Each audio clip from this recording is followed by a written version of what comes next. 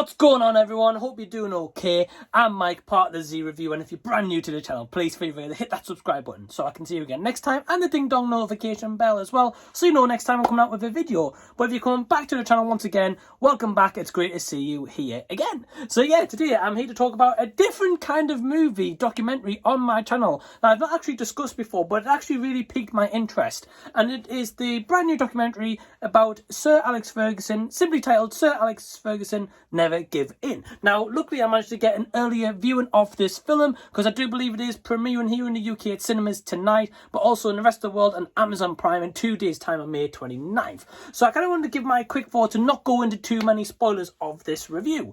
So basically, Sir Alex Ferguson Never Give In is essentially telling the story of Sir Alex Ferguson, of course, Manchester United manager, until around 2012-2013 when he eventually retired from the club. So we learn a lot about this movie and documentary style. It is told from the side of Jason Ferguson, who also directs this as well, and we've got a lot of family members talking in this review. We've also got a couple of guest appearances, former Manchester United players as well, who also speak in this, and I don't want to ruin that for you, especially if you don't know a lot about this documentary movie. I went into this not knowing a lot about it, and being honest, I've never read an autobiography by Sir Alex Ferguson before. When I was younger, a little bit about myself is me and my older brother, we used to support Manchester United, and as kids we used to have like the Manchester United tops, and don't get me wrong, I still like the club nowadays, but I don't really associate with football that much anymore. I mean, Sir Alex Ferguson, of course, I remember his reign pretty damn well, and I think most people do. I will say this documentary movie covers a lot of his career, starting from essentially basic premise, starting from when he was younger all the way up to kind of present day. It documents the life of Sir Alex Ferguson and a little bit of his background about his family and what went into kind of his football career to eventually turn into a manager. So I will say this about the documentary itself.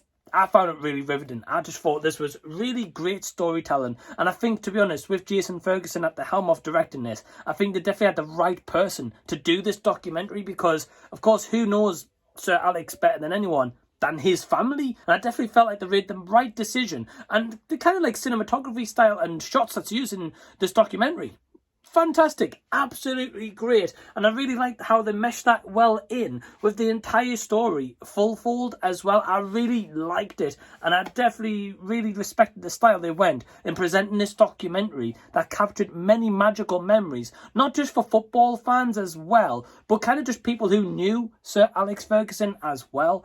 I generally thought it was great, and yeah, it was a runtime of 1 hour 48 minutes, something along those lines. So I'm going to kind of just be honest with you guys. You're either going to love this or you're going to be slightly disappointed, simply because if you go into this, especially say if you're a Manchester United fan and you just want to know everything about Sir Alex when his time was at Manchester United, you're not going to really get that here. You're probably going to find a lot more information about that in his own autobiographies, because there's certain parts of this, probably for around the first 40 minutes, it's more of his just kind of like family life and a little bit about what happened to him, of course, in 2018 around May time. So there's a lot of that covered in the first 40 minutes before you actually kind of get to the football side of things. Of course, when you was a footballer, then eventually managing Aberdeen, and then of course going on to Manchester United. So for the last hour or so of this documentary, you're going to expect to see a lot of the football side of things, whereas the first half of this as such is maybe a little bit more slower and not more of the riveting kind of material that you may have come to this film for.